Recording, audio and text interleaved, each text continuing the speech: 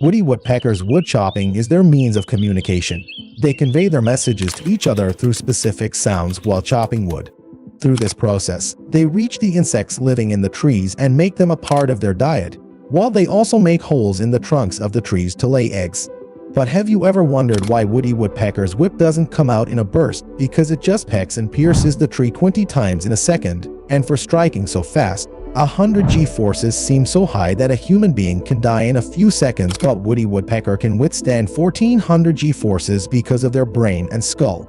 There are soft tissues and air pockets in the middle, which act like a pillow and absorb all the energy, preventing the brain from disintegrating.